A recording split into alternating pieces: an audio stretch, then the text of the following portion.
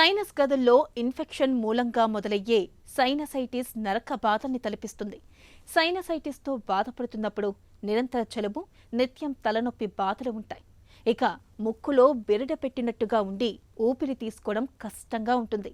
తలంతా బరువుగా, ముఖమంతా ఉబ్బరించినట్లుగా ఉండడంతో పాటు కనుబొమ్మలు రెండూ జివ్వుమని లాగుతూ ఉంటాయి. ఒక్క మాటలో చెప్పాలంటే సైనసైటిస్ మూలంగా నిత్య జీవితం అనేది దుర్భరంగా మారిపోతుంది.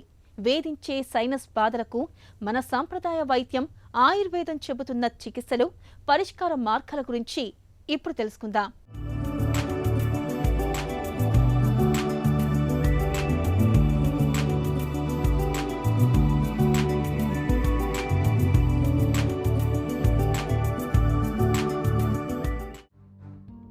ముక్కులు కారుతూ చికాకు పెట్టే జలుబు బాధల్ని భరించడం కష్టమే. వారం 10 రోజులు ఓపిక పడితే చికిత్స తీసుకున్నా తీసుకోకపోయినా జలుబు బాధలు వాటంతటవే తగ్గిపోతాయి. కానీ జలుబు బాధల్ని మించిన మహా కష్టాలు కూడా ఉన్నాయి. ఆ కష్టాల పేరే సైనసైటిస్. ఏడాది పొడవునా ముక్కును బిగదీసి వేపుకు తింటుంది. సరిగ్గా గాలి ఆడదు. తెమడ అస్తమానం గొంతులోకి జారుతూ ఒకటే అసౌకర్యంగా ఉంటుంది. తలంతా బరువుగా, దిమ్ముగా ఉంటుంది.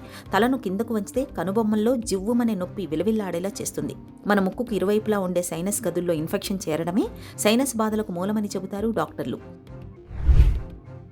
సైనసైటిస్ అనే సమస్యని పీనసము, ప్రతిసాయమని ఆయుర్వేదంలో చెప్పారు. అయితే ఈ యొక్క పీనస వ్యాధికి ముందుగా ఏంటంటే పడిసెము, జలుబు చేయడం అనేది జరుగుతూ ఉంటుంది. అయితే ఈ జలుబు అనేది రావడానికి మళ్ళీ ఎన్నో రకాల కారణాలు ఉంటాయి. అంటే ఏదైనా ఇన్ఫెక్షన్స్ వల్ల ఉండొచ్చు, వైరస్ వల్ల ఉండొచ్చు, లేదా అంటే వాళ్ళకి యాజ్ ఇట్ ఈజ్ వాళ్ళకి ముక్కు దూలం ఏదైతే ఉంటుందో అది వంకరగా ఉండడము, లేదా అంటే ముక్కులో కణితులు ఏర్పడము, ఇవన్నీ కూడా ప్రేరేపకాలుగా పనిచేస్తుంటాయి. అంటే సైనసెస్ రావడానికి ఇవి కారణం అవ్వడానికి అవకాశం ఉంటుంది. అదేవిధంగా ఈ సైనస్ గదుల్లో ఇన్ఫెక్షన్ ఏర్పడినప్పుడు, అంటే ముందుగా ఈ జలుబు, దగ్గు లాంటివి వచ్చినప్పుడు తర్వాత నెక్స్ట్ స్టేజ్ ఆ సైనసెస్ లోపల ఇన్ఫ్లమేషన్ అనేది ఏర్పడుతుంది. అప్పుడు వీళ్ళకి ఈ లక్షణాలన్నీ బయటకు వస్తాయి. తల కింద పెట్టలేకపోవడం, తల దిమ్ముగా ఉండడం, తలనొప్పి రావడము. అంటే డిఫరెంట్ ఏరియాస్లో కూడా తలనొప్పి వస్తుంటుంది. కొంతమంది కణతల మీద వస్తుంది, కొంతమంది దవడల నుంచి చెవి భాగం దాకా నొప్పి వస్తుంటుంది. అంటే 4 రకాల గాలి గదులు ఏవైతే ఉన్నాయో అక్కడ ఇన్ఫ్లమేషన్ వచ్చినప్పుడు, ఇన్ఫెక్షన్ వచ్చినప్పుడు ఇవన్నీ జరుగుతూ ఉంటాయి. చాలా మటుకు ఏంటంటే వాళ్ళు ఇది భరించలేక సర్జరీస్ లాంటివి చేసుకుంటూ ఉంటారు. కానీ అది వాళ్ళ యొక్క పరిస్థితిని బట్టి వెళ్ళవలసిన అవసరం ఉంటుంది. చాలా మటుకు సర్జరీ చేశాక కూడా మళ్ళీ రికరెన్స్ అనేది ఉంటుంది. ఎందుకంటే పోస్ట్ ఆపరేటివ్ కేర్ సక్రమంగా తీసుకున్నప్పుడు చాలా మటుకు మళ్ళీ రావడానికి అవకాశం ఉంటుంది. కాబట్టి పోస్ట్ ఆపరేటివ్ కేర్ తీసుకుంటూ అలాగే జాగ్రత్తలు పాటిస్తే కనుక రాకుండా ఉంటుంది. కాకపోతే వాళ్ళు జాగ్రత్తలు ఎప్పటికీ తీసుకోవాల్సిన అవసరం ఉంటుంది. అయితే ఆహార విహార విషయాలు వచ్చేసరికి ఏంటంటే ఆహారంలో సాత్వికమైన ఆహార పదార్థాలు తీసుకోవాలి. పాల పదార్థాలు లాంటివి తగ్గించాలి. అలాగే కొన్ని రకాలైన చల్లటి పదార్థాలు అంటే కూల్ డ్రింక్స్, అలాగే ప్యాకెడ్ ఫుడ్ లాంటివి తగ్గించాలి. దీని ద్వారా ఏమవుతుందంటే వాళ్ళకి జలుబు అంటే ఏదైతే చాలా మటుకు ఏంటంటే చల్లటి పదార్థాల ద్వారా, నిలవ ఉన్న పదార్థాల ద్వారా బ్యాక్టీరియల్ ఇన్ఫెక్షన్ పెరగడానికి అవకాశం ఉంటుంది. కాబట్టి దానిని తగ్గించుకుంటే వస్తే కనుక చక్కగా తగ్గడానికి అవకాశం ఉంటుంది. చాలా చలిగా ఉన్న ప్రదేశంలో తిరగడం కానీ, చాలా వేడిగా ఉన్న ప్రదేశంలో తిరగడం కానీ, అంటే సడన్ చేంజ్ ఆఫ్ క్లైమేట్ వల్ల కూడా బ్యాక్టీరియల్ ఇన్ఫెక్షన్స్ పెరగడానికి అవకాశం ఉంటుంది. చాలా మటుకు ఇన్ఫ్లమేషన్ పర్సిస్టెంట్గా ఉంటుంది. ఆ ఇన్ఫ్లమేషన్ ఉన్నప్పుడు వీళ్ళకి బ్యాక్టీరియల్ ఇన్ఫెక్షన్ వచ్చినప్పుడు ఇంకా ఎక్కువ అవుతుంది. కాబట్టి మనం చేసే బయటికి వెళ్ళే పనులు కానీ ఏవైనా కానీ, అంటే కొంతమంది ఫ్యాక్టరీస్లో పనిచేస్తుంటారు, అప్పుడు మాస్క్ లాంటిది పెట్టుకోవాలి. ఏదైనా బయట పొల్యూషన్ ఉంటుంది, ఏదైనా దుమ్ము ధూళి ఉంటుంది, అలాంటప్పుడు కూడా వీళ్ళు మాస్క్ లాంటిది పెట్టుకోవాలి. కొంతమంది ఈత కొడుతూ ఉంటారు. ఈత చాలా మంచిది. కాకపోతే అందులో వాడే నీళ్లు, అక్కడ ఉండే ప్యూరిటీ ఏదైతే ఉందో అది చూసుకుని మళ్ళీ ఈత కొట్టి బయటకు వచ్చాక మళ్ళీ మామూలు నీళ్ళతో తప్పనిసరిగా స్నానం చేసి వాళ్ళు బయటకు వస్తే కనుక జలుబులు ఇలాంటివి సైనసైటిస్ లాంటివి రాకుండా మనకి అవకాశం ఉంటుంది. సైనసైటిస్తో బాధపడుతున్నప్పుడు, సైనస్ బాధలు తీవ్రంగా ఉన్నప్పుడు జీవన సరళి, ఆహార విహారాల్లో ప్రత్యేకంగా జాగ్రత్తలు తీసుకోవాలని చెబుతుంది ఆయుర్వేదం. ముఖ్యంగా సైనస్ బాధల్ని ప్రేరేపించే ఎలర్జీ కారకాలైన దుమ్ము, ధూళి వంటి వాటికి దూరంగా మసలుకోవాలి. నోటిని తరచూ గోరువెచ్చటి నీటితో శుభ్రం చేసుకుంటూ ఉండాలి. నిత్యం ఉదయం, సాయంత్రం 2 పూటలా వేడి నీటి ఆవిరి పట్టుకోవడం మేలు. యూకలిప్టస్ ఆయిల్ని నీటిలో వేసి ఆవిరి పట్టుకోవటం వల్ల మంచి ఫలితం ఉంటుంది. చల్లటి, పుల్లటి పదార్థాలని ఎక్కువగా తీసుకోకూడదు. రోజువారీ ఆహారంలో ఉల్లి, వెల్లుల్లి వంటి వాటిని ఎక్కువగా తీసుకోవాలి.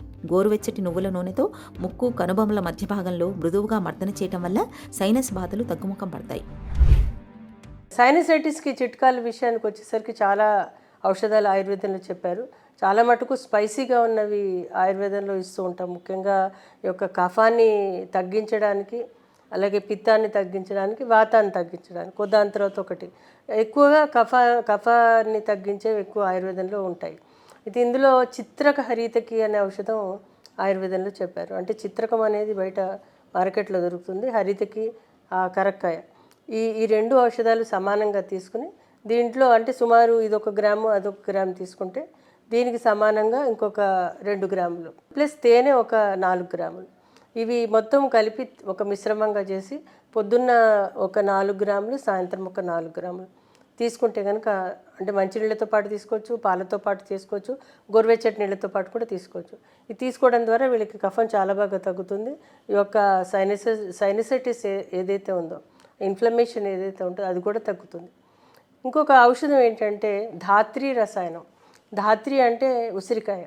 ఈ ఉసిరికాయ బెరడు తీసుకుని పొడి చేసి ఆ పొడి ఒక 1/2 చెంచాడు తేనెలో అలాగే నెయ్యి కలిపి సమానంగా కలిపి దీన్ని పొద్దున్న ఒక 1/4 టీ స్పూను, సాయంత్రం ఒక 1/4 టీ స్పూను పాలతో పాటు తీసుకుంటే చాలా బాగా పనిచేస్తుంది. ఇలాగే ఉత్తరేణి మనకి దొరుకుతూ ఉంటుంది. ఉత్తరేణి ధూపంగా వేసి ధూపం పీలుస్తే కూడా చాలా బాగా పనిచేస్తుంది. ఎందుకంటే ఇది ఉత్తరేణిలో స్పెసిఫిక్గా ఈ కఫ సంబంధమైనవి, ముఖ్యంగా ఆస్తమా, సైనసైటిస్, అలాగే జలుబు, ఇవన్నీ తగ్గించే గుణాలు దానికి అధికంగా ఉంటాయి. సో ఇది కూడా తీసుకోవడం ద్వారా కూడా వీళ్ళు చాలా బాగా పనిచేస్తుంది. ఇది కాకుండా పిప్పలి రసాయనం అని చెప్పారు. పిప్పళ్ళు కూడా చాలా బాగా పనిచేస్తాయి.